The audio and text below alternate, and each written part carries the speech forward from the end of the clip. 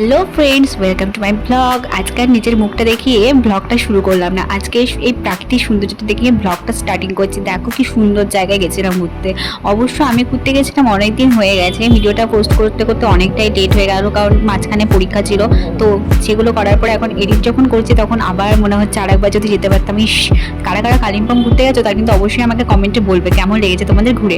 চলো যাওয়া যাক। তো আমরা যাচ্ছি কোথায় সেটা তোমাদেরকে পৌঁছেই বলি, তার জন্য একটু ওয়েট করতে হবে। সারপ্রাইজ।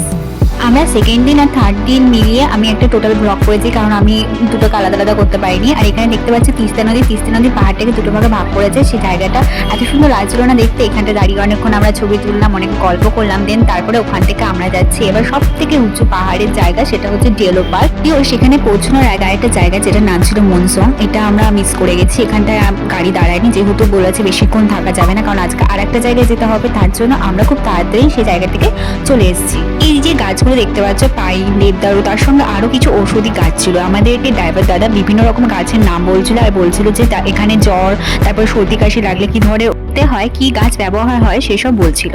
চলো কথা বলতে বলতে পৌঁছে গেছি আমাদের ডেলো পার্কে আমরা বেশিক্ষণ ছিলাম না, ওই 2 ঘন্টার মধ্যে ছিলাম। তো সেখানে আমরা বেশি ভিডিও করতে পারিনি, খানিকক্ষণ ঘুরে তারপরে আমরা চলে এসেছি আরেকটা জায়গায়। সেই জায়গাটার নাম হচ্ছে শিলারিগাঁও। আর কি শুরু হলো আমাদের ঢং, কারণ ঘুরতে এসেছি, ঢং না করলে হবে তাই না। সবাই মিলে একটু লাফালাফি করছিলাম আর কি, খুব মজা লাগছিল।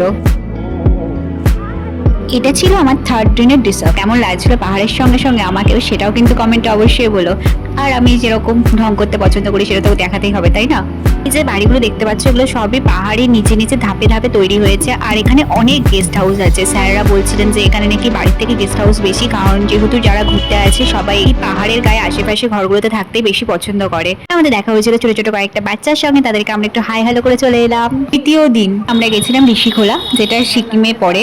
আর আমরা ঋষিখোলাতে যে জায়গাটা ছিলাম সেই জায়গাটা এত সুন্দর ছিল। এই 3 দিন ঘোরার মধ্যে সব থেকে বেস্ট লেগেছে সেই জায়গাটা আমাদের, কারণ সবার খুব পছন্দ হয়েছিল। আর ঋষিখোলা নামকরণ হওয়ার কারণ যে এই নদীটি দেখতে পাচ্ছ, এটা হচ্ছে ঋষি নদী। আর ঋষি নদীর তীরে যেহেতু তৈরি হয়েছে গ্রামটা, তাই এর নাম হচ্ছে ঋষিখোলা। তারপরে একটা বন্ধু, একটা ভাই বললো দিদি আমাদেরকেও দেখাও, তাই আমরা দেখিয়ে নিলাম। তারপরে একে একে সবাই নিজের জিনিসপত্র নিয়ে ওই বাসের ব্রিজটা দিয়ে সবাই চলে এলাম। ব্রিজটা এতই নড়ছিল, যেহেতু খুব নড়ছিল, তাই ম্যাম বললো যে 3 জনের বেশি করে যাওয়া যাবে না, তাই একে একে সবাই 3 জন করে ওই বাসের ব্রিজটা আমরা পার করে এলাম। অনেক কষ্ট করে নিয়েছি।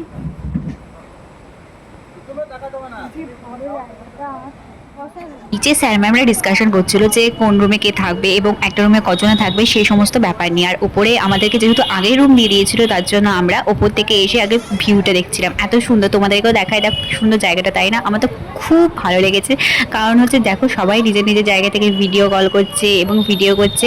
আর গেস্ট হাউসগুলো দেখতে পাচ্ছ খুব সুন্দর ছিল। এবার চলো যে রুমটা আমাদেরকে থাকতে দিয়েছিল সেই রুমটা একবার দেখিয়ে নিই। আমাদের রুমে আমরা 4 জন ছিলাম, একটা জুনিয়র, আমি আর 2টো বান্ধবী। চলো দেখাচ্ছি। দেখো 2টো বেড দেখতেই পাচ্ছ। আমাদের রুমে ছিল 2টো বেড, যেখানে 2 জন করে থাকা যাবে। আর ছিল একটা বাথরুম, আর হচ্ছে একটা মিরর, আর একটা টেবিল ছিল যেখানে আমরা ব্যাগপত্র রেখে দিয়েছি। যদি রুমের কথা বলতে গেলে রুমটা ছিল খুবই পরিষ্কার আর বাথরুমটা খুব সুন্দর ছিল। তো জায়গাটা আমার খুব পছন্দ হয়েছে, তার জন্য আরো বিশেষ করে। আর দেখো সবাই এবার স্নান করতে চলে গেছে। দেখতে পাচ্ছ পাহাড়ের সৌন্দর্য কি করে মিস করবো, বাস বারবার দেখাতে ইচ্ছা করছিল। আর আমরাও খানিকক্ষণ জলে ভেজার জন্য চলে এলাম। ছবি তুলতে বসে ছবি তোলা দিই। আর এই যে ক্যামেরাম্যান যার ছবি তুলে দেবে। একটা আলাদাই অনুভূতি লাগছিল, যেহেতু পাহাড়ের নিচে নদী আর নদীর সাইডে বসে উফ, আনন্দই আনন্দ। তার সঙ্গে যে যার মতো নিজে যা খুশি তাই করছে। কেউ জল থেকে পাথর কুড়াচ্ছে, কেউ স্নান করছে, কেউ বসে বসে ওপরে ছবি তুলছে, কেউ বসে বসে গল্প করছে। মানে কি বলবো, সবাই নিজেদের মতো আনন্দ উপভোগ করছে। আর দেখতেই পাচ্ছ জলটা কি সুন্দর আর কি পরিষ্কার। আমার তো খুব ভালো লেগেছে। আমি খানিকক্ষণ বসে বসে একটু স্লো মোশনে ভিডিও করে নিলাম, কারণ জায়গাটাকে খুব মিস করবো এখান থেকে চলে গেলে। তাই ভাবলাম যাওয়ার আগে ফোন এবং মন দুটো ভরেই মেমারি নিয়ে যেতে হবে, কারণ মেমারি কার্ডটা ফুল হলে চলবে না তাই না। বাজে 5টা 23, আমরা চকমুড়ি খেয়ে সবাই রেডি হচ্ছি, কারণ একটু ছবি তুলবো আর ভিডিও করব, তার জন্য আমি রেডি হয়ে গেছি। চলো এবার আমি পুরো জায়গাটা ঘুরিয়ে দেখাবো, আর তারপর আমি একটু ভিডিও করে নেবো, তারপর রাতে ডিনারের টাইমে আবার দেখাবো। চলো আমার সঙ্গে থাকো, ঠিক আছে। এখানে আর বেশি কিছু বলবো না, তোমরা নিজেই জলের শব্দ আর চারিপাশের আওয়াজটা শুনতে পাবে, তাহলে ভালো করে মন দিয়ে শোনো, খুব ভালো লাগবে।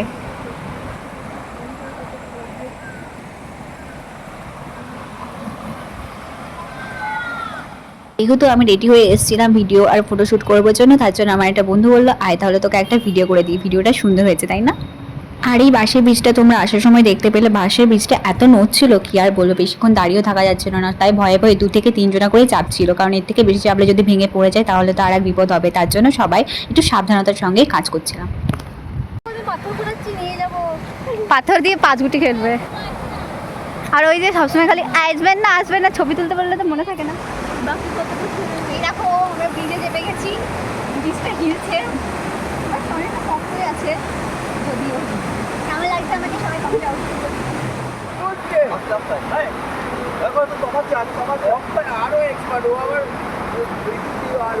বাজে 6:46, তো আমাদের ছবি তোলা কমপ্লিট, ভিডিও করা কমপ্লিট। আমি আজকে সব থেকে বেশি ছবি তুলেছি, তারপরে আমার এই বান্ধবীটা সব থেকে কম তুলেছে। ওই মেয়েটা ওকে অবশ্য আমি চিনি না, এমনি একটু ছবি তুলে দিয়েছিলাম বলছিল তাই। চাল মোমো দেখা দিয়ে দিয়েছে। আরে এই টাইমে ঝর্ণার জলটা যে কি সুন্দর লাগছে বলো। আসলে নদীতে এতটাই এক্সাইটেড হয়ে গেছিলাম, কোনটা ঝর্ণা কোনটা নদী সেটা বলতেই ভুলে যাচ্ছি আর কি। ভাগো কি করছিস?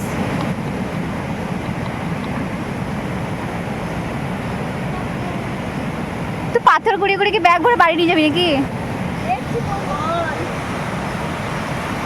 এই অপরূপ সৌন্দর্য দেখে, ও সরি বাংলাও ভুলভাল বলছি, এত অপরূপ সৌন্দর্য দেখে আমি মুগ্ধ হইয়া গেছি। আসলে আমি সাহিত্যিক নই তো, অত ভালো বাংলা বলতে পারি না, তাই কেউ কিছু মনে করো না, ঠিক আছে। নদীর জলের আওয়াজটা শুনতে এতটাই ভালো লাগছিল যে প্রায় আমরা 1.5-2 ঘন্টা ওখানেই বসছি। 7:30, আর এবার আমাদের হবে বনফায়ার, সবাই মিলে আমরা বনফায়ার করবো। আমরা এসেছি প্রায় অনেক জনাই, চলো দেখাচ্ছি সবাইকে। হাই, সবাই ঠিক করেছি যে আমরা নদীর সাইডে এবার বনফায়ার করবো, তার জন্য সবাই প্রস্তুতি নিচ্ছে, যে যার মতো রেডি হয়ে এবার নিচে যাওয়া হবে। চলো, দেখতেই পাচ্ছ লাইটটা দিয়ে পাহাড়ের গায়ে যে ঘরগুলো ছিল এতটা সুন্দর দেখাচ্ছে না, বাস অন্ধকার আর চারিদিকে জায়গায় জায়গায় লাইট, জাস্ট আলাদাই সৌন্দর্য। এবার আমরা সবাই চলে যাচ্ছি নিচে বনফায়ারের জায়গায়, চলো। ওখানে আমাদের বনফায়ারের প্রস্তুতি হয়েছে, চলো যাওয়া যাক।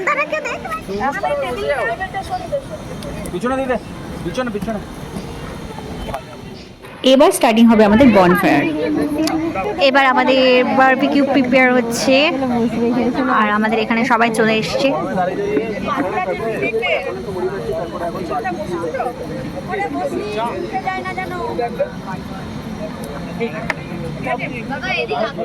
এখন বাজে 9:30। নেক্সট ট্রেন যেহেতু আমরা রিটার্ন করবো, তার জন্য সবাইকে তাড়াতাড়ি খেয়ে নিতে বলা হয়েছিল। চলো আমরা খেতে বসে পড়েছি। খাবারে কি কি আছে সেটা আর বলতে হবে না, দেখতেই পাচ্ছ। তাও আরেকবার বলে দিই, ছিল বেগনি, পোলাও আর ছিল চিকেন, সরি শুধু চিকেন না, ছিল ধনিয়া চিকেন। খেতে দারুণ ছিল আর খাবারটাও খুব সুন্দর হয়েছিল। আমরা সবাই খুব আনন্দ করে, সবাই খুব মজা করে খেয়েছি।